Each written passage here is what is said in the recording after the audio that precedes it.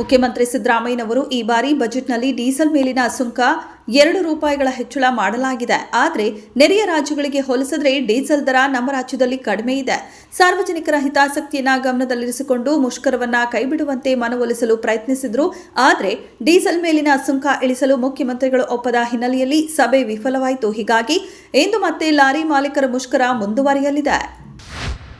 ಹಿಂದಿ ಹೇರಿಕೆ, ಅನುದಾನ ಹಂಚಿಕೆ ಸೇರಿ ವಿವಿಧ ವಿಚಾರದಲ್ಲಿ ಕೇಂದ್ರ ಸರ್ಕಾರದ ವಿರುದ್ಧ ದಶಕಗಳಿಂದಲೂ ನೇರ ಸಂಘರ್ಷ ನಡೆಸುತ್ತಿರುವ ತಮಿಳುನಾಡಿನ ಡಿಎಂಕೆ ಸರ್ಕಾರ ಇದೀಗ ಮತ್ತೊಂದು ಐತಿಹಾಸಿಕ ನಿರ್ಧಾರದ ಮೂಲಕ ದೊಡ್ಡ ಮಟ್ಟದಲ್ಲಿ ಕೇಂದ್ರದ ವಿರುದ್ಧ ಸ್ವಾತಂತ್ರ್ಯ ಸಮರ ಘೋಷಿಸಿದೆ.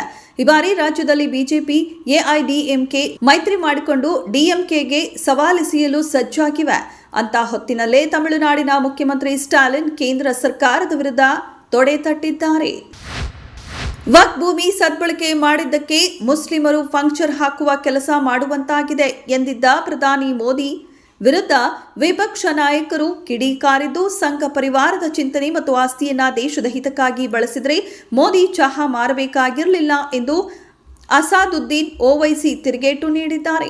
ವಕ್ಫ್ ಆಸ್ತಿಯನ್ನ ಸರಿಯಾಗಿ ಬಳಸಿಕೊಂಡಿದ್ದರೆ ಮುಸ್ಲಿಂ ಯುವಕರು ಸೈಕಲ್ಗಳ ಪಂಕ್ಚರ್ ಸರಿ ಮಾಡುತ್ತಿರಬೇಕಾಗಿ ಬರ್ತಿರಲಿಲ್ಲ ಎಂದಿದ್ದರು. ಇದು ವಿಪಕ್ಷಗಳ ಆಕ್ರೋಶಕ್ಕೆ ಕಾರಣವಾಗಿದೆ. 2015ರ ಸಾಮಾಜಿಕ ಮತ್ತು ಶೈಕ್ಷಣಿಕ ಸಮೀಕ್ಷೆ ವರದಿ ಕುರಿತು ಚರ್ಚಿಸಲು ಪ್ರತ್ಯೇಕ ವಿಧಾನಸಭೆಯ ವಿಶೇಷ ಅಧಿವೇಶನದ ಅಗತ್ಯವಿದೆ ಎಂದು ಲೋಕೋಪಯೋಗಿ ಸಚಿವ ಸತೀಶ್ ಜಾರಕಿಹೊಳಿ ಹೇಳಿದ್ದಾರೆ. ಸಮೀಕ್ಷೆಯ ದತ್ತಾಂಶ ಅಥವಾ ಅಧ್ಯಯನದ ಬಗ್ಗೆ ಯಾವುದೇ ಸಂದೇಹಗಳು ಅಥವಾ ಆರೋಪಗಳನ್ನು ಶಾಸಕಾಂಗದಲ್ಲೇ ಚರ್ಚಿಸಬೇಕು. ವರದಿಯ ಕುರಿತು ಸದನದೊಳಗೆ ಸಮಗ್ರ ಚರ್ಚೆ ನಡೆದರೆ ಸಮೀಕ್ಷೆಯ ಸತ್ಯತೆಯನ್ನ ಯಾರೂ ಅನುಮಾನಿಸುವುದಿಲ್ಲ. ರಾಜ್ಯದ ಜನರು ಕೂಡ ಇದರ ಬಗ್ಗೆ ತಿಳಿದುಕೊಳ್ಳುತ್ತಾರೆ ಎಂದು ಹೇಳಿದರು.